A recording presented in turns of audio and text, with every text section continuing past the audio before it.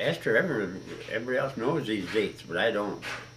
But Dad was, it was really icy, and he come sailing down the hill over by Stokes, which is only a mile from home or a mile and a half, and lost control of the car, slid in and hit a big box elder tree, just square on with a 1940 Ford that we'd gotten new, and the first new car I remember, first new car we ever had, I guess.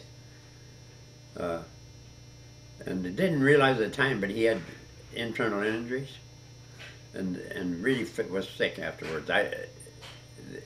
You were in high school at this time? I was a junior in high school, and there was a basketball game that night. And I remember he didn't show up. I think I was a junior or sophomore. Anyway, then he started doctoring in Sioux Falls. Dr. Erickson was supposed to have been one of the great doctors in Sioux Falls, even around. But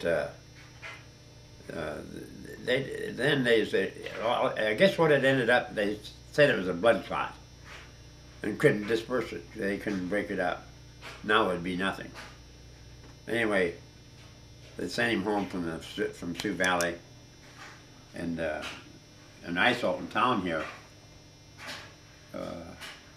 was Erickson's satellite doctor, and but I don't think Pa ever went to see him. But the morning he died was the day before he had him such terrible pains in his head, just terrible. And he told me, I don't know if I'd understand another one of them or not. I doubt it. Anyway, a day or so before this, it was ration time. It was August 26th when he died. He called me in and said, "Now, Charlie's getting old." That's his brother. And he was his machine man. He said, "You help him all you can, run and get stuff for him and stuff." So he's worried about Charlie. Anyway, the next morning, I think it was maybe 9:30, 10 o'clock, he had another one of these. Evidently the blood clot hit his brain, and just terrible pain, and that killed him. He was at home? Yeah. And then what's the story with your mom? We didn't know what we were doing anyway, but tried to revive him, tried to do what we could to help him, but there was no... So you were there? Esther and I was. But Ma went in the other room. She probably knew what was happening, I don't know. Anyway, that was August 26th, and it must have been 1942. And the next year I put the crop in, and we had a good crop. It was a good year, and Ma and I lived alone. And she wasn't feeling good. She couldn't keep anything down. I don't know. How old was she?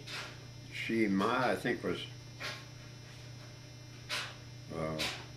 around 60, maybe 59.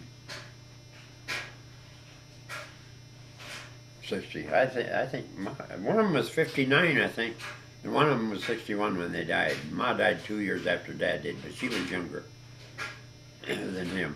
They were born 100 years ago, last March 22nd. I mean, married 100 years ago, last March 22nd. So did your mom, was she ill a while and then passed away at home, or what happened there? No, she was sick, and lost weight, and got darker on the eyes, and I don't know, one of the girls took her to Sioux Falls. They put her in the hospital, and she never come home. Faye and I went down to see her one Sunday night. We weren't married yet. We got married in 45 and we were just courting. And Ma knew she was going to die. She tried to get her gold wedding ring off to give me. And the nurse said, no, you just be quiet now and get rest. And about 2 days later she died, maybe even the next day. Died in Sioux Falls.